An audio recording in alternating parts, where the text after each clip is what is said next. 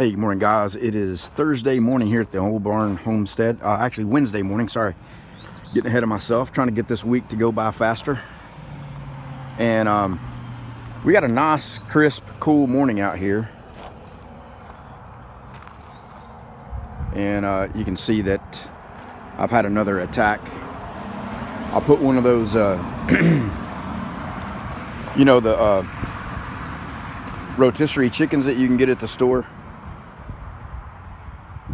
Those are pretty good for shop food. You know, you can buy them and take them apart, eat on them for a couple of days for for about $6. But you put a container in the top of it, man, and look, this cat was clawing like crazy to get up in there. You know, I've got the one old gray cat that's kind of, you know how old cats, they get lazy and they just go for the easy food. And then lately I've got this black one that showed up here that you can tell it's young and it's fast and it runs around everywhere. And nothing like a fast, aggressive cat to go digging in your trash to get stuff out, especially a hungry one. But this is going to be it, you know. This is going to be my last video on two things. That's going to be the last video on the old plasma table that I had here. Jonathan came from Tennessee. I'm sorry, gosh, I'm going to Tennessee. Jonathan came from North Carolina to come get it here on Sunday, and we spent several hours on training, and then we spent another few hours on getting it up and out of here onto his trailer. So we had some logistic issues getting it loaded.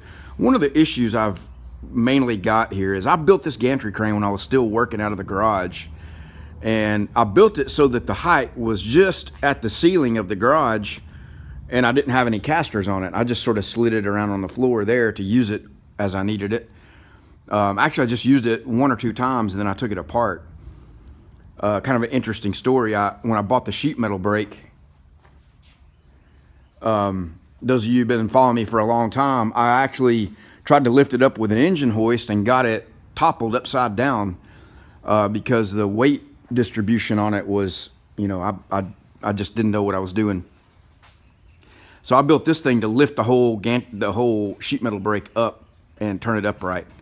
But I have videos on that and kind of the awkward situation I got myself into with that. But anyway, I built this in the garage, and I built it, you know, I was like, I went out and measured my truck and said, okay, if I had anything in my truck I wanted to back in there and get out, you know, what width would I need it to be? And so I made it, you know, it's got about a foot or two of clearance on either side of a bed of a truck. It'll also slide over the dovetail sticking out on the end of my trailer, but it won't slide, it won't fit around around the axles. And so we kind of ran into that with Jonathan, and he was, you know, anyway, so we were able to pick the table up from the center or near the center and slide the front edge of the table up onto the back part of his trailer, and then set it down and then back the gantry crane up to the back of it. I'm overlaying some footage here for you so you can see that. And then slide the gantry crane to the back of it and pick it up and scoot it forward and get it up on there enough on the dovetail where we could winch it the rest of the way. So anyway, you guys have seen a few of the different rigging videos I've done on this channel, and you can tell I am definitely not the best at it. I'm not really set up for it. I have almost no experience doing it. You know, and there's just some little tricks and just, you know, things that you need to know. And I know it's not overly difficult, but it's just dangerous, you know. I mean, you're messing around with some heavy duty stuff that when you make a mistake, you know, it could kill you, it could tear up the equipment, it could, you know, do any number of, let's put it this way. If you have an accident when you're doing rigging with heavy, you know, stuff, usually not anything good comes from it. You don't go, well, I dropped a plastic coffee cup on the floor, everything's fine, let me just pick it up. I mean, it usually does some kind of, you know, bad damage. And but luckily we got it up on there, and I think Jonathan made it home safely. with the table. He's a quick study. Him and his girlfriend came, and she's really a quick learner as well. And we had them both. By the time I got, a few hours into it, they were pretty well set where they could walk through some basic CAD and CAM and, do some basic, just take a basic concept of a part or a bracket and sketch it up real quick in CAD, set it up in CAM, move it over the controller and get it cut. So that went good, and I'm looking forward to seeing what all they do with that table. Anyway, so as you guys know, I'm going this weekend to Jackson, Tennessee to get the new table. And so I think I mentioned this on the very first video, but I'm doing this, they're working this deal as a favor to me, where they just said whatever money you get out of your current table, and it needs to be a minimum of $8,000, we'll take that and give you a brand new upgraded table with more features and things. And when I get it, I'll go over what the differences are, and how those may or may not impact the speed of being able to cut certain things. So we'll just do a review on that. But they've offered to do that in exchange for me making, just a series of videos throughout the year. And I've kind of committed to making at least one video. And the videos that I'm making are kind of educational, like, how to do certain things, because one of the challenges that they have is they're selling a lot of tables now, TrueCut CNC. They're just cranking them out like crazy, and they get all these new people that get them, and they just struggle, with learning how to use it. So they want me to, just show, as I'm doing things, just show little tips and tricks, things that you run into, common issues, all the things that you guys saw me struggle with it for the first 3 months of it, that I mostly worked through on my own. A couple times I had to call them. And so we're doing an even trade, basically. I'm not spending any money to get this upgraded table other than some gas money to go up there and get it. And maybe a few bucks here and there. The other thing that comes to mind is many people have mentioned, hey, why don't you move all this stuff here over here and put your new plasma table right there, so that you got straight access. Let me back away so you can get a better perspective. It seems empty in here without that table, so that you can get straight access, back my truck or trailer in to here, and then unload with a gantry crane, push the material straight back onto the table, rather than having to wheel the gantry crane around and bypass that and deal with this, beam hanging down. And I could permanently make my gantry crane taller and wider, and do something about the casters on it, or put in an overhead crane of some kind, a bridge crane that I really don't have ceiling height for, but it would be really cool to have it. So anyway, was just gonna say that the main issue I have is that, one is I don't have any regular 220 power over on this wall, and that mill right there is 220, and I do have a 220 drop right here and a 25-foot 220 extension cord I can run over there, and I don't use that mill like a lot, but I do use it occasionally where it really comes in handy, as a second op or whatever. And I'm actually using it right now with a little setup in here. I'll show you that in a separate video that's also going to be my last video on that topic as well. So stay tuned for another video title coming up. This is going to be my last video.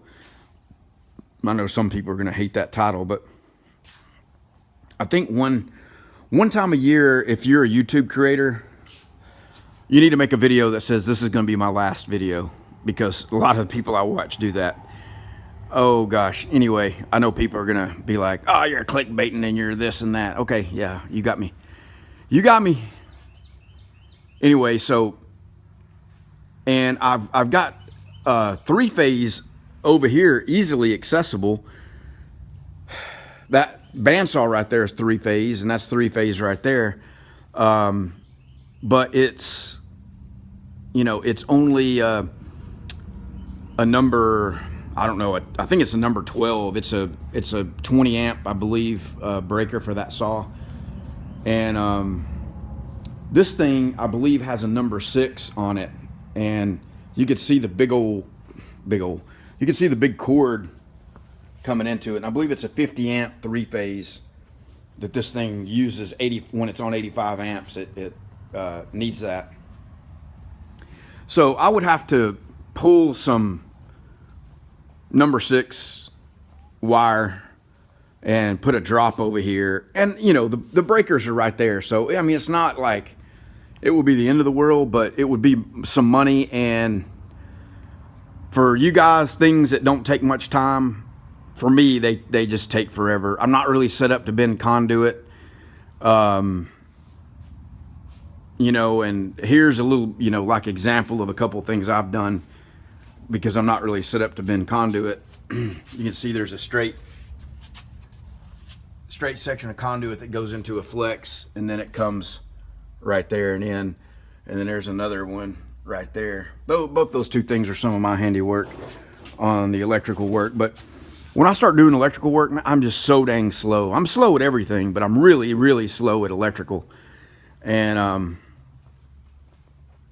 so it just, you know, and I don't have air over there as well. Now, I do have an air hose. You can see my blue main feed line, and it makes a 90 right there. So I could come and tap and put a T in it right there and come on down and drop another air line. So not the end of the world. However, this air line is connected to my old stand-up compressor, piston compressor, and I like to run the plasma table off of the off of the Quincy, because it's got the dryer on it, and you just get cleaner, drier air from it. So, you know, you're talking about, I mean, to get those two things done, you're talking about a day's worth of work for me, just because I'm, you know, getting up and down off of a ladder. Oh, I didn't bring this. I don't have this. Let me go to Home Depot and get this. And, you know, I'm going to forget 20 things and not have what I need to do the job. And it's going to just take all day long. And right now I got a customer, actually 2 customers on me about finishing up their projects, and that I've kind of been stringing out on. And one of them, I'm going to show you guys more about it in another video.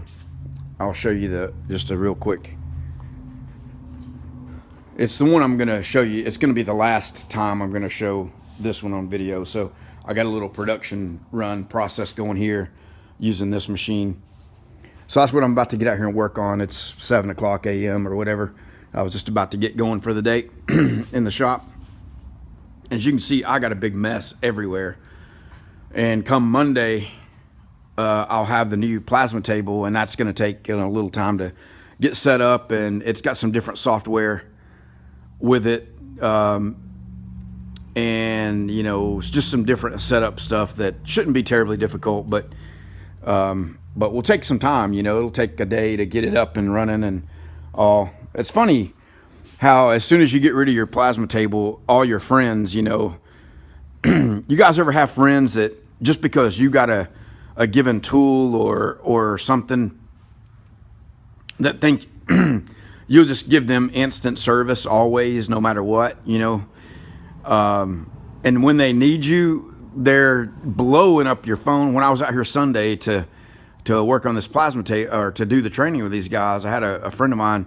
He's actually a customer too. He's paid me to do several jobs, former coworker, and he was just, you know, blowing up my phone to call him that he needed this part made, and how thick can, you know, your plasma table cut, and call me. And so I told him the plasma table is gone. I was just loading it up, and I'm going to be down for a week. And he let me know what the part is. I can manually make it, you know, and cut it on the bandsaw or whatever. It sounded like some kind of bracket. So, but he kind of faded away on that. But anyway, this is his project right here that I've got cut out of aluminum that I got some more aluminum that I wasn't really happy with the thickness. That's 90 thousandths thick aluminum. And for what the look I'm going for on his project, I wanted some 1/4 inch. So I called him and asked if could we increase the budget. I mean, you're talking about a $500 sign that this is going to come out to be 600, something in that range. And ask him if we can increase the budget and get some 1/4 inch aluminum to do part of it with. And so he gave me the go ahead on doing that. So I went and got this. And this is $160 for just this section of sheared off aluminum. And I got another aluminum piece there for that intake I got to work on. So I got to get on that as well. So anyway, guys, this has been a long video. I just want to show you about the plasma table being gone, new one's coming in, and then talk to you about a couple of things I'm working on. So if anybody cares to know. But one thing I got to do as soon as I get this little production run done for this customer is get out here and clean up and get everything prepped for the plasma table. And I got to get this area while the table's out. You know, this was back here behind where the table was, and it got kind of messy back here. So there's my ground, copper ground wire coming through the wall of the building. You can see it down there. All right, guys, have a good one.